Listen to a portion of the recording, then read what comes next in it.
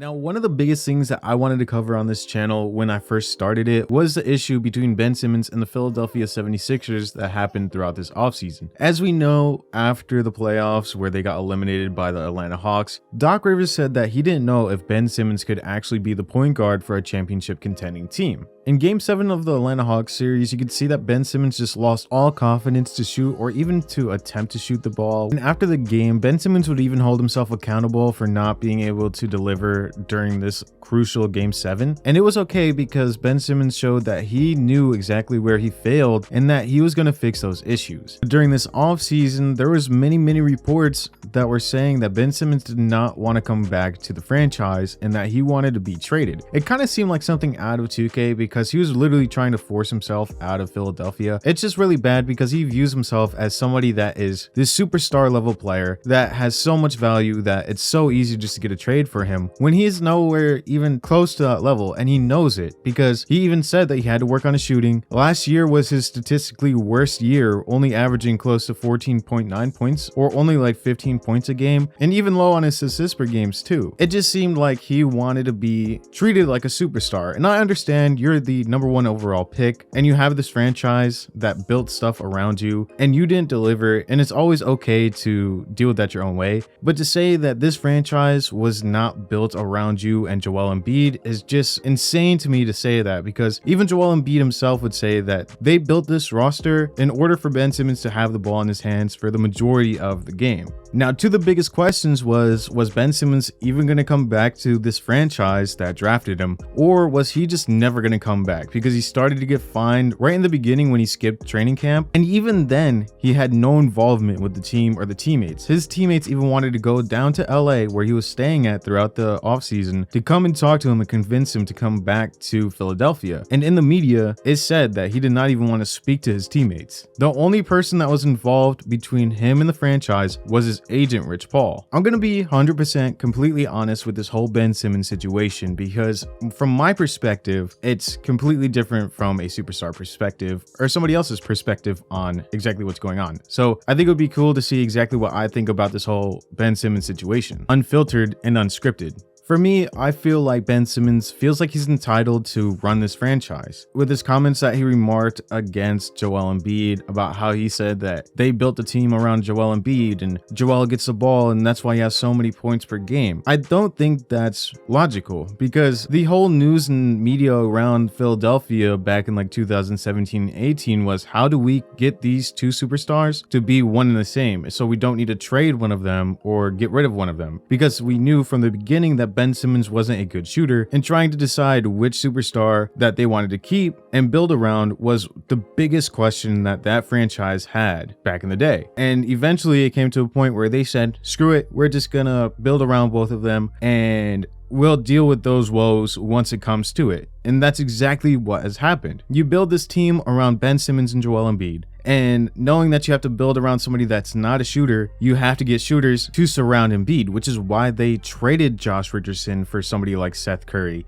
which is a very good off-ball shooter, but then you also lose that defense from him as well. Outside of Seth Curry and Danny Green, there's not really a great shooter on that team. Not somebody that's going to be more than a playmaker and it's going to come out and continue to play like day and day. Tobias Harris is great, but he's not a spot-up shooter. Maybe he will be this year because of this role change that he's had the last couple of years. Maybe he's adjusted to it. But even when you think about the Philadelphia 76ers, nobody thinks about Tobias Harris. Now, where am I going with this? Well, Ben Simmons has acted like a diva for the last, whole offseason, to where he felt like he deserved way more than what he got from this franchise, and he didn't respect the criticism or constructive criticism that Doc Rivers gave to him throughout that post interview. And I think that is where the issues lie, is because of what Joel Embiid said on Twitter too, and I'll put a screenshot up right now. I feel like he felt like that was digs on him and as a basketball player. I just don't don't think that is. And I think he's taking that more of a personal matter instead of just outside of the game of basketball. And to be honest, when you're getting paid as much as Ben Simmons is getting paid and you are not that great of a player, and I do think Ben Simmons is a great basketball player. I'm not going to say or take away from his ability and the reasoning for why he was a number 1 overall pick, but you are not the level of James Harden, Kevin Durant, LeBron James, Giannis Antetokounmpo. You're not even a top 15 player in the league right now. And for you to act like you are this big shot that this team absolutely needs you is just absurd to me, because you get paid all this money. It was constructive criticism, and you said that you had to work on your shots.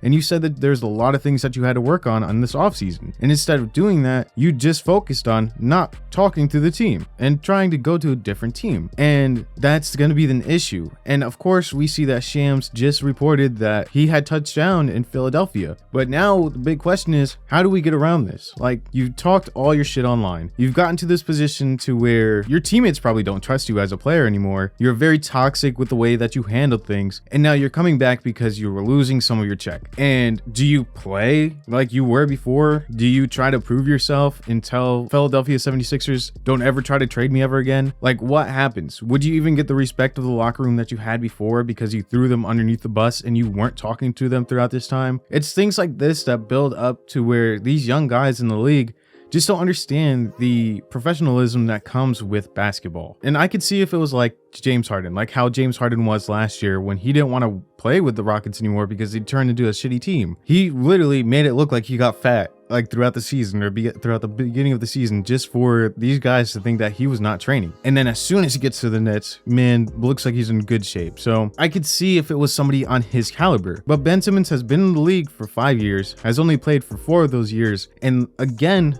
to reiterate it, last year was his worst statistical season of his career. The only thing that we could say that he improved on was his 3-point percentage, and that's because he took like 0.2 attempts. So this is my issue with Ben Simmons and the Philadelphia 76ers and what they're going to do moving forward. Do you let this be a reoccurrence? Because what if Tobias Harris doesn't like the way that the team is playing throughout this year? And because he doesn't like the way that they're playing, he's like, all right, I'll just do what Ben Simmons did. Just cut off all ties to this team, not talk to him, go through my agent, don't talk to me. Is that what we do? Is that what we are gonna do or like see from other superstars or stars in the NBA because they feel like they can take advantage of their name? Because that's exactly what Ben Simmons was trying to do. I think it's very rough to see exactly what happens moving forward, how he apologizes to his teammates, if he even touches on it, because there's gonna be a lot of post-game like interviews where he's going to be asked these questions. He might even be asked these questions in the next week or two. The best situation was trying to get Ben Simmons out of the 76ers. Now, I think this situation is just going to become worse. Your locker room's going to be very toxic and probably really weird as soon as he got there. And it's up to Doc Rivers to figure out what he's going to do next and how he's going to play Ben Simmons and things like that. Because I'm pretty sure some of these younger guys on the team probably felt like they were going to have an opportunity. Now Ben Simmons is back. And what do you do with somebody that's only averaging 14 points and 6 assists per game? Do you start him at point guard still, or do you give those younger guys a chance? I don't know what's going to happen, but I think there could or should be a trade for Ben Simmons. I know Malcolm Brogdon and like some other teams are looking for like Ben Simmons, and maybe that happens. Oh, we'll just have to wait, and then I'll make another video on it. So thank you so much for watching. I know this has been just like a rant video, and I kind of want to structure my videos like this on this channel, like this. So thank you so much for watching, and I'll see you guys in the next video. And sorry for forgetting about you guys too. I always forget that I have this channel.